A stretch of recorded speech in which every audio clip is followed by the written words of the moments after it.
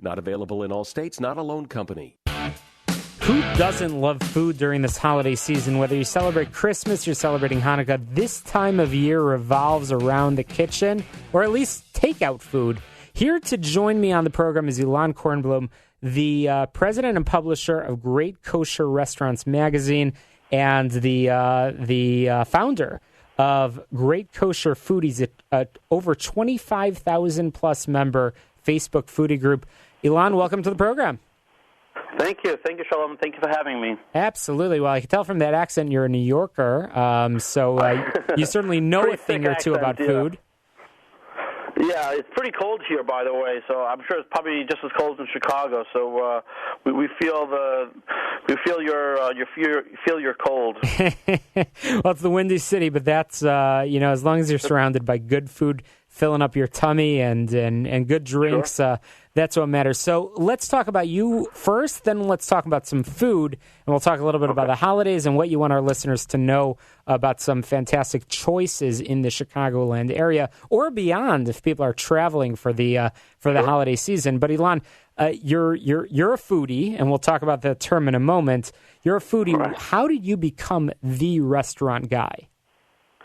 So I started this 13 years ago, started the Great Kosher Restaurants magazine, and I was taking pictures long before it was cool and trendy of taking pictures of your food and posting it. So I kind of have been doing it for over a decade with our website and our newsletter and just letting people know from all over the world what's good to eat at restaurants, where they should go, what we recommend.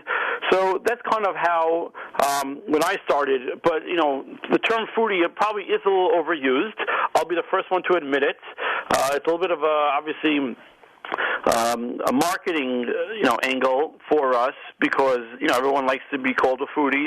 I think for a foodie is anyone who's interested in food, who likes to talk about food, who wants to go to a restaurant, who wants to hear more about it. The food, obviously the term is pretty technical. Someone who went to culinary school or knows the taste buds and can tell the difference between this and that. I think anyone that is interested in food, that's a foodie. Anyone that's deep down and just wants to know a little bit more of, good food. And in full disclosure, Elan, I heard you I think it was about a week and a half ago or so at a restaurant that we'll be sure to plug in just a moment here in Chicago. And the way you described the food leads me to believe that you're not just a foodie in name. You truly, through and through, are a foodie. You describe the food in such detail, describing the pluses and where it's from and why you appreciate it, and that leads me to believe that you've been around quite a bit. So, Elan, before we get any further, where's your favorite place to travel? And I'm assuming that food likely has a lot to do with that answer. Okay, so first I was afraid you were going to ask me what's your favorite restaurant. So thank you for that. No. I'm going to leave that for just a few minutes.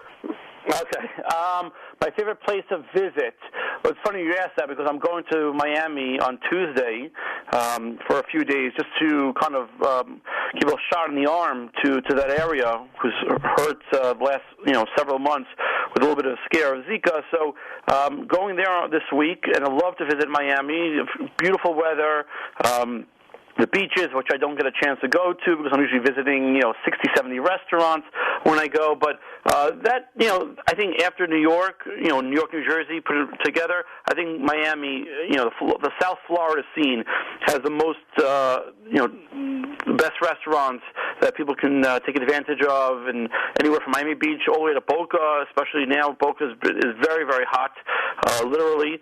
And so it's a perfect time to go now, and if I can give everyone, hopefully a little bit of advice, is now is a great time with the flights are low and car rentals, and definitely support your restaurants in South Florida. But I think that of all places besides New York has probably the best amount of restaurants.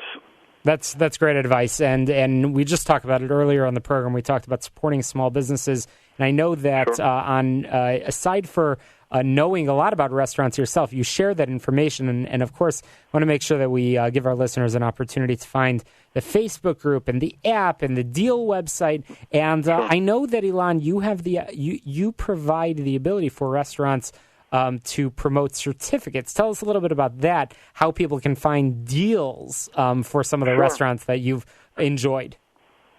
Right. So obviously you mentioned about the holiday season, which is a perfect time for gift giving, and it's better to give than to receive. So we have a lot of certificates that we get from restaurants that we sell at a discount. So you're buying certificates from us at 20-30% off, and it's like a regular certificate from the restaurant, and you can give it to your friends, your family, your teachers, the bus drivers, anyone that you want to kind of give to. So that's a great kosher deal is our site. I think we've saved over $300,000 to our customers who basically just buy certificates. You're going to go to a restaurant anyway. Why pay retail? As they say.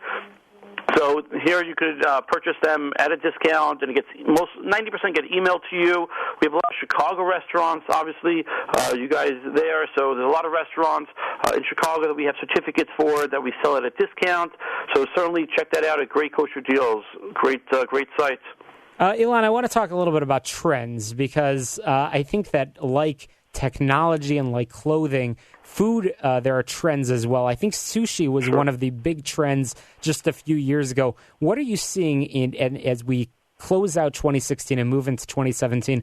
What's the trend that's taking hold of at least the kosher market? But let's talk overall. What sort of restaurants do you think will be opening, and what kind of foods will become more and more readily accessible?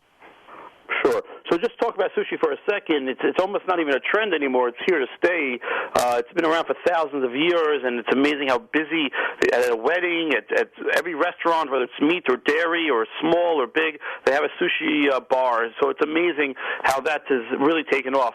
But in terms of other trends, I think burgers. I think the gourmet burger restaurant is very big now, again, especially that I'm in New York, and there's so many restaurants that are opening up. And really, I think it starts in New York. Really starts actually non-kosher. I think the kosher market is about 5 years behind the non-kosher market. So what we see going on there, you'll see in a few years, whether it was sushi, whether it's bacon, fake bacon, beef fry is very big now. So we're doing a lot of that. You're seeing that in some of the restaurants. Again, gourmet burgers. You're seeing a lot of smoke houses now opening up. People, are kind of doing that in their backyard as an amateur, getting a smoker, and now you're seeing some of the restaurants now do that because 16, 17 hours to smoke a brisket, it's not something that everyone can do. So certainly that's coming, and hopefully Chicago will get that soon. You have obviously Milt's Barbecue, which is already kind of a smokehouse, although it's more indoors. But so for Milt's Barbecue is a great example of it's been around for a couple of years where they've saw the trend in barbecue and smoking, and so they're in the forefront here in Chicago. And then you have a lot of obviously you'll have your steakhouses. We mentioned that we saw each other a couple of weeks ago at Evita. It's a new Argentinian restaurant in Chicago on North Lincoln Avenue, and so you're seeing a lot of comfort, fine casual, I would call it, restaurants where it's not the fancy upscale restaurants, but it's the good quality ingredients in a nice, friendly, casual, classy atmosphere. There you have it. Tips, advice from Elan Kornblum, the president and publisher of great kosher restaurants. Fantastic advice, including some local destinations, and this is coming from a guy who is certainly not a local. In fact, it's probably very hard to pin you down in one place for more than a week because you are such a foodie, visiting fantastic places and great tips on supporting small businesses throughout the country, including those hit recently by the epidemic of Zika and perhaps the lull in traveling. I know you're heading out there in just a few days. So, Elan, we've got under 30 seconds remaining. Tell us how people can find you online and learn more about all the restaurants you've been visiting. Sure. So I've been, again, visiting over 500 restaurants, so there's a lot of information out there that people need to find. You can go on to greatkosherrestaurants.com. That's greatkosherrestaurants.com. You can do an acronym of GKRM, Great Kosher Restaurants Magazine, GKRM.net is a short version. Go to our website. You get pictures and menus and articles and reservations and anything you can imagine is all on our site. Of course, our foodie group, thank God, we're almost at 26,000. We're setting, we're revolutionizing the way people are going out to eat and getting their information. So go to Great Kosher Restaurant Foodies on Facebook. Just type in the word foodies. We'll pretty much come up. Fantastic. Elan Kornblum, once again, we appreciate your tips and advice. We'll be sure to have you back on to talk more about food, a very popular topic. We'll be right back. As America's history